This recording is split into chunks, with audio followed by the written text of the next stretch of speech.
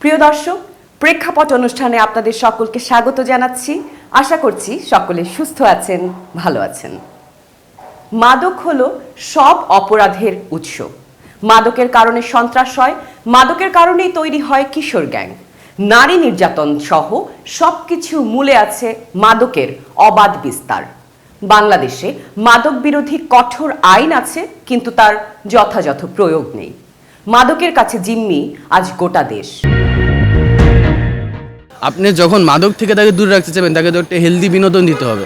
আপনার তো হেলদি বিনোদনের কোনো সিস্টেমই আপনার সমাজে নাই। আপনি মাঠ দখল করতেছেন। আমাদের সময় হয়তো যে আমাদের খেলার আমরা মাঠ পাইতাম না, এখন লোক আছে কিন্তু মাঠ নাই। ব্যাপারটা এখন এমন হয়ে গেছে যে ছোট বাচ্চা থেকে শুরু করে একদম যারা বয়সী রাস্তাঘাটে থাকতেছে তাদের কাছেও আর কি মাদকটা খুবই সহজলভ্যভাবে পাওয়া যায়। তো এটা আসলে একটা দেশের জন্য বা দেশের মানুষজনের জন্য যে কত ভয়ঙ্কর একটা সিচুয়েশন, এটা যারা ফেস করেছে বা এই মাদকাসক্ত লোকজনের সামনে যারা কোনো বিপদে পড়েছে তারা হয়তো বুঝতে পারবে। আগে এগুলো ছিল কিন্তু এত ছিল না, এখন বর্তমানে কিন্তু আপনার অনেক বাড়তি। এগুলো অনেকে ব্যবহার, শতকরা 60% লোক ব্যবহার করে। একটি সিন্ডিকেটের মাধ্যমে দেশ জুড়ে বিস্তৃত মাদকের নেটওয়ার্ক।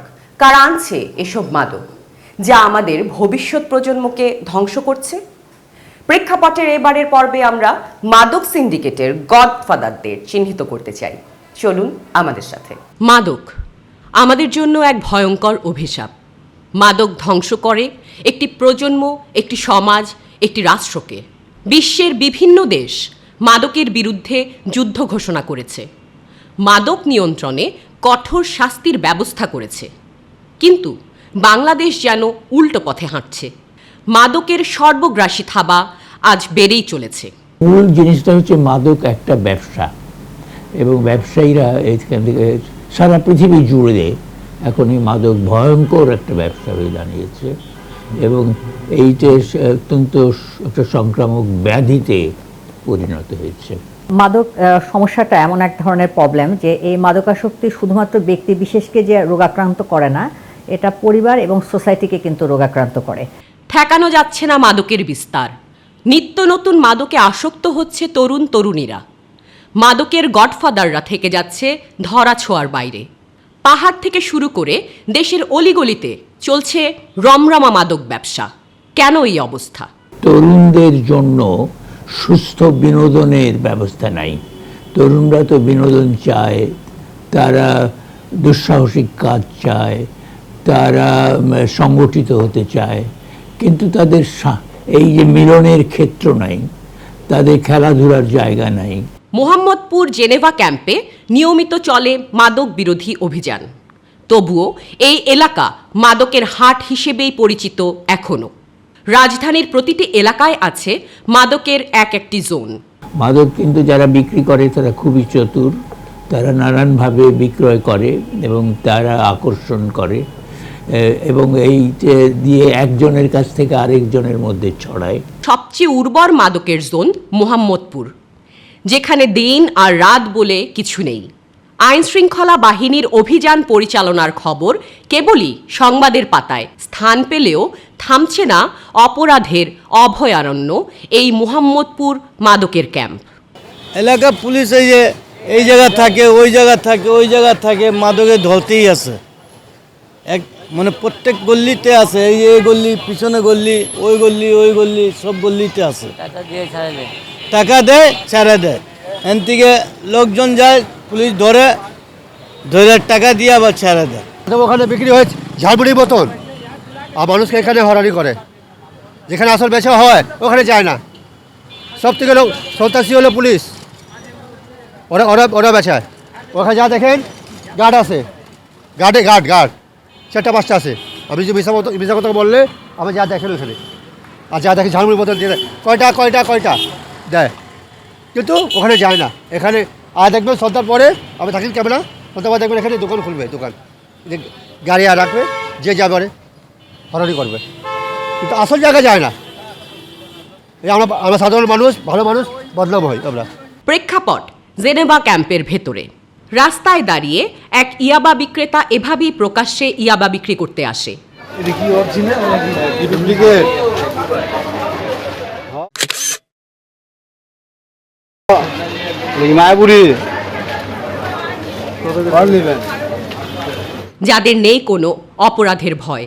ক্যাম্পের আরও ভেতরে যেতেই দেখা মেলে ব্যাগ ভর্তি গাঁজা বিক্রি করছে একজন।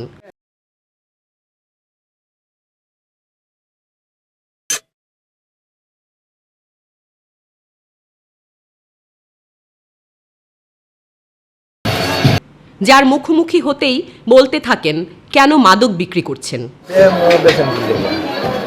আগেই তো বেচছিলাম, এই বেচার কারণটা কি? বেচার কারণ আছে, ধরা খায়, এই খাই, বেচবেন কি করুন ভাই?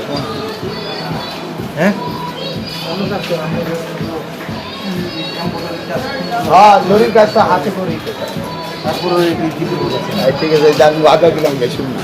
হ্যাঁ, ওয়াদা মানুষ আটক হয়, জেলে যায়, পরিবার বউ কাম। হ্যাঁ, না ঠিক আছে, রাইট রাইট করছেন স্যার, এই কথা ঠিক আছে, করবেন না।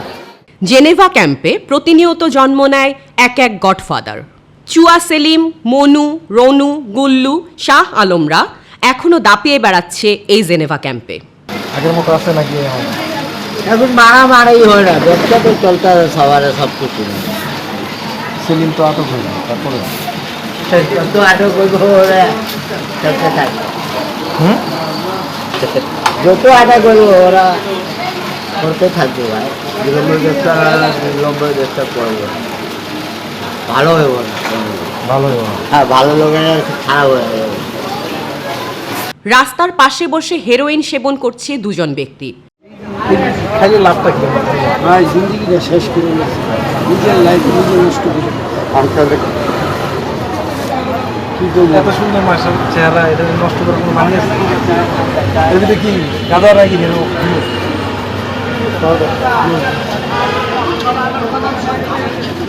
হিরো মাদক সেবনের পাশাপাশি ইংরেজিতে কথা বলতেই জানাতে থাকেন কেন মাদকের সাথে জড়িয়েছেন সুন্দর জীবনকে। I can use the always time. One time you can touch me, I can touch you, everything. ওর কিন্তু একাডেমিক শিক্ষা নাই, বাট ওর কিন্তু এই জিনিস এই বিদ্যা আছে। যেটা হচ্ছে ওর জবই হচ্ছে এটা, যে কোনো গেস্ট আসলে পারে 5 স্টার হোটেলে বা 4 স্টার হোটেলে কোনো গেস্ট আসলে পারে, তাকে নিয়ে ট্রিট করানো ওর কাজ করা। একাধিক দেশের ভাষা জানে ও। ওর ইংলিশ জানি, আরবিক জানি, কিছু চাইনিজ জানি, কিছু ইটালি জানি, কিছু জাপানি জানি, কিছু ইন্দোনেশিয়া কি জানি। বললাম আপনাকে বাবা, যে ওর কিন্তু একাডেমিক শিক্ষা নাই। বাল্যকালের থেকে এটার সাথে স্মল কান্ট্রি ওরা একটা আলাদা কান্ট্রি পিপল। অন্যান্য মাদক সেবীরাও বলতে থাকেন তাদের না বলা কথা।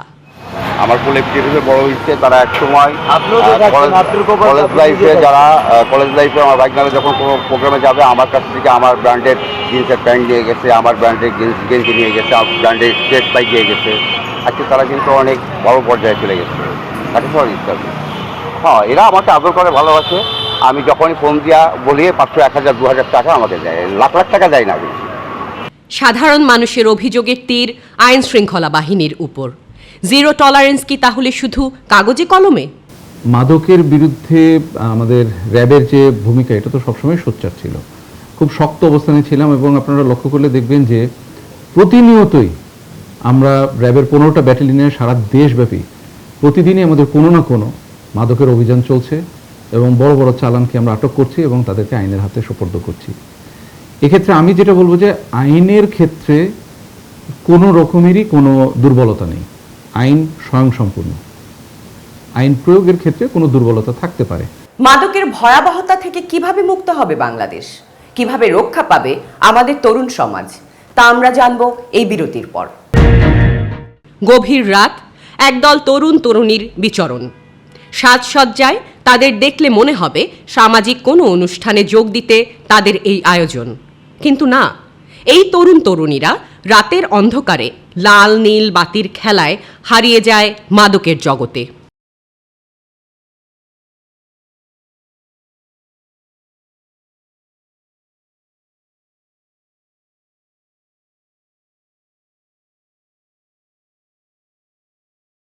বনানীর এই ভবনের ভেতরে দোতলায় একটি বার। সকল নিয়ম কানুন মেনে চলা এই বারটির নিয়ম দুই রকম। দ্বিতীয় তলায় মদ সেবনের বৈধ কাগজ না থাকায় যেতে বাধা দেয়া হয়, অথচ তৃতীয় তলায় খুব সহজেই প্রবেশ করা যায়। তাহলে প্রশ্ন, একই বারের দ্বিতীয় তলায় কি হয়?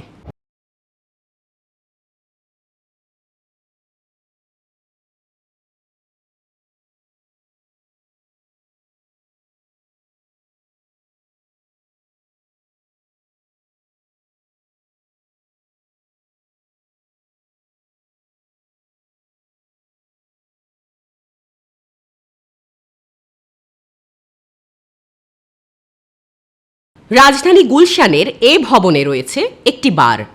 তৃতীয় তলায় প্রবেশ করতেই দেখা যায় উচ্চ শব্দে বাজানো হচ্ছে গান, আর শতাধিক তরুণীরা মাতিয়ে তুলেছে মাদকের আসর। বয়স্ক থেকে শুরু করে উঠতি তরুণদের সাথে এই দৃশ্যকে আরও রাঙিয়ে তুলতে ভবনটির পাশেই রয়েছে বিশেষ ব্যবস্থা।